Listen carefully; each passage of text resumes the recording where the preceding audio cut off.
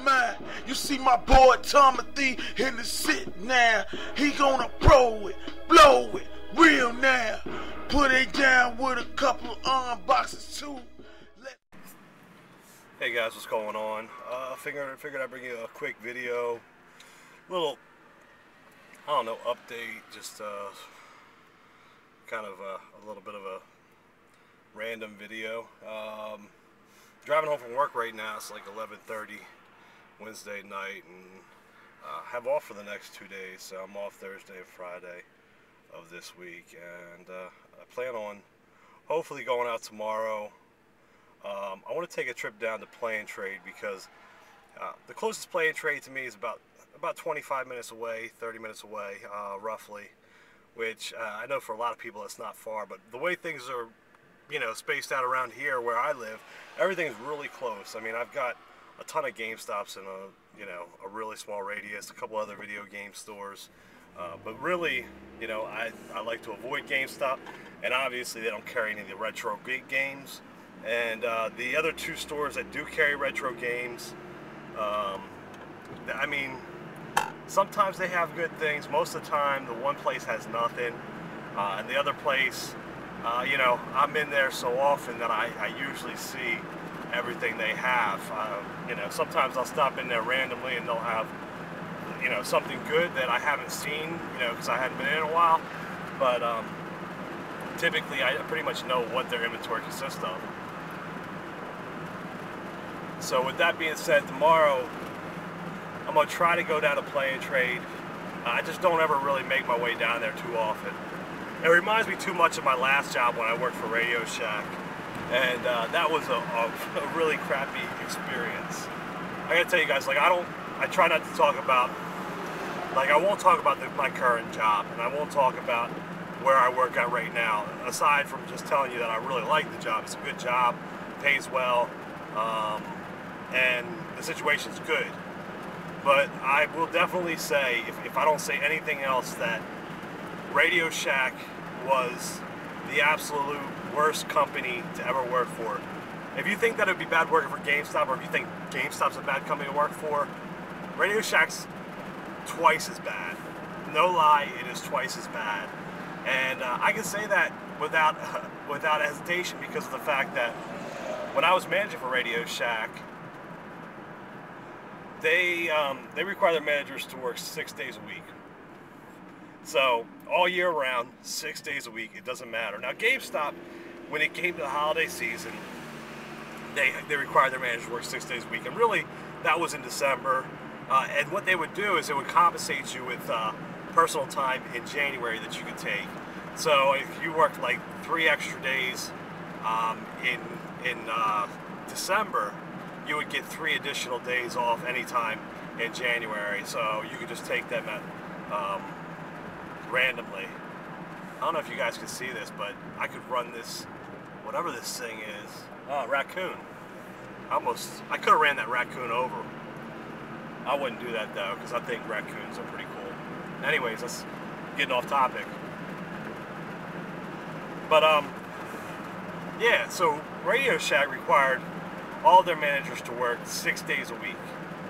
So right there, I mean, think about it. If you're working 6 days a week, you're recovering from those 6 days of work on your 1 day off during the week, and you don't have any time to yourself. I mean, what kind of life is that, to work 6 days a week for the rest of your life? And I had thought about that, you know, over and over and over again when I was managing for RadioShack.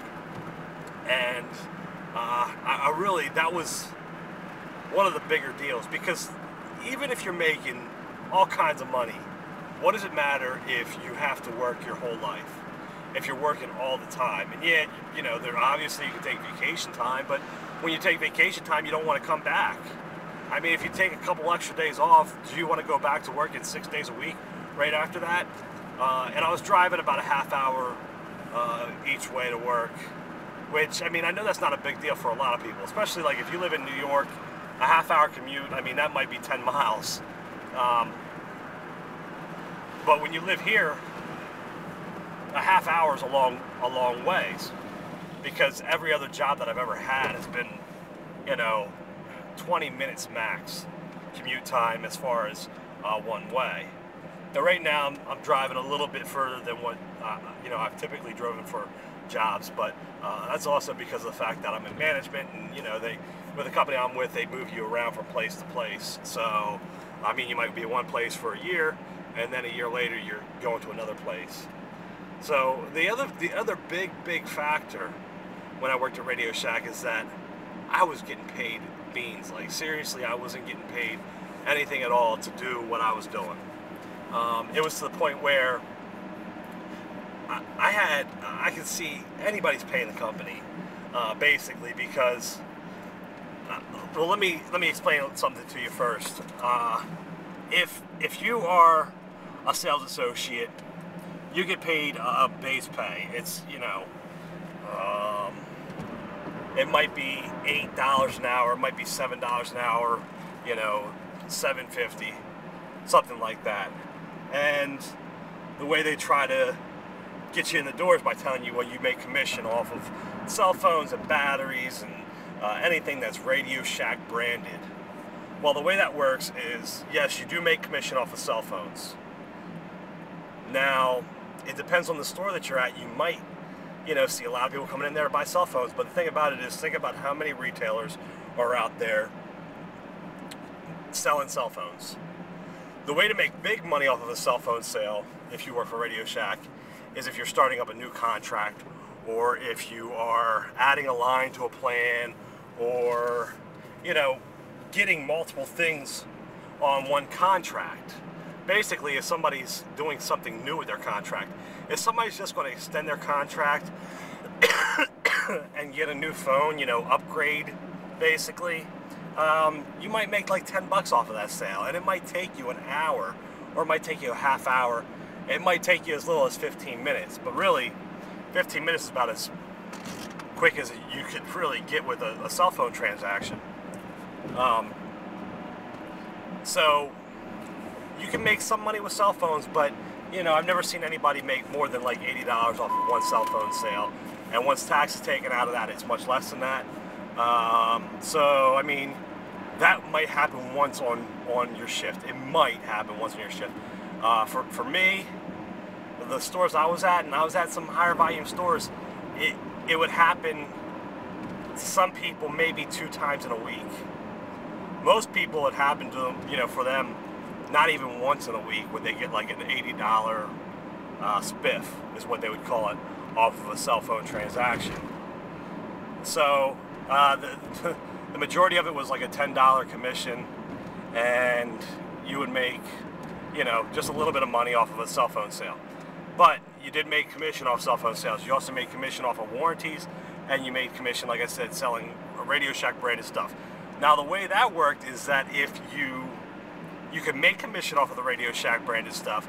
However, you had to sell like $95 worth of product in an hour, or $85. I think it was $85 during like the non-peak, non-holiday time, and during holiday time, like when it got to like December, you had to sell $95 worth of products in an hour. So that sounds nice, and it's very much doable.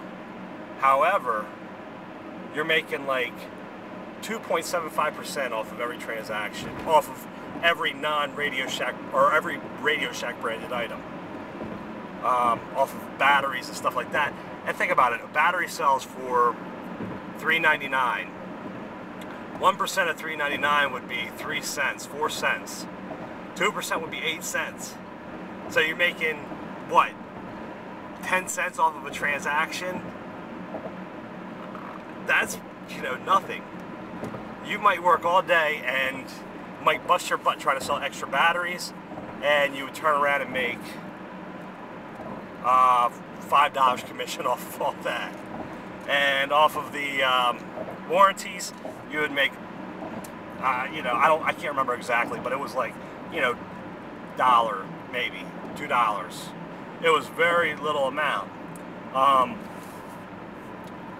Now, as a manager, the only thing you made any commission off of was cell phone sales. So one of the biggest things as a manager that you want to do is make your associates happy. If you've got good associates, you want to keep them around, and the way you keep them around is if a cell phone sale walks in the door, you're going to pass that along to your associates. And that's what I was doing. I was passing those cell phone sales along to my associates, and where I was at, we weren't making a lot of sales because of the fact that it was a smaller town. There wasn't a lot of people shopping in that area. Most of the people that live in that area work north, and they also do their shopping there. So nobody was really shopping down there. There was a lot of older people who really don't care about cell phones. If they have a cell phone, they're buying prepaid. So just to make a long story short, I was passing all that on to my associates, any cell phone sales. So I wasn't making any commission. And when I looked at it, and I took a look at, excuse me, all of the numbers, there were part-time associates or assistant managers making more money an hour than I was making. Regular associates making more money than I was making as a manager, and I was working 6 days a week. Not worth it. Not worth it at all. So, you know, that's a little bit of a tirade, just a little bit of a rant on RadioShack. I would just tell you guys that unless you're really big into electronics, unless you love working with that kind of stuff, don't bother going out and looking for a job at RadioShack. It is absolutely the worst company to work for. I understand at one time you could make good money as a manager at RadioShack, but I don't know what happened, because you can't make good money at RadioShack anymore. I made more money as a manager at GameStop, and honestly I had less responsibility. I worked 5 days a week, and let's face it, I love what I did because of the fact that I was working with video games. Now, I'm going to get into it in a later video, kind of like a behind-the-scenes video working at GameStop, because I had one of my subscribers, Collector George, whose channel you should check out. He's got some really good pickup videos and things like that. I definitely would say check him out, because some of the things that he finds in various places, really good. But that's besides the point right now. He basically asked me to if I would do a video talking about working at GameStop, and I thought it was a great idea. I'll probably do that in the next 2 days, because I know a lot of you are probably curious about what it's like behind the scenes at GameStop, what it's like working for that company. And I worked there for about 3 years, so I have a little bit of knowledge about what it's like, and maybe I can dispel some myths, or tell you guys about some things that you don't already know about. No big company secrets, nothing like that. But if you're wondering what it's like to work at GameStop, you can check out that video. Like I said, hopefully in like a day or two it should be coming up. But in the meantime, I am probably going to record tomorrow if I go to Play and Trade, and maybe upload. Hopefully I'll find some stuff, and hopefully they have some good games. Hopefully they have some good NES games, because I'm really trying to build my NES collection up a little bit more. I think I have around 90 games right now, roughly 90 games, a couple box games, and I'll show that collection soon as well.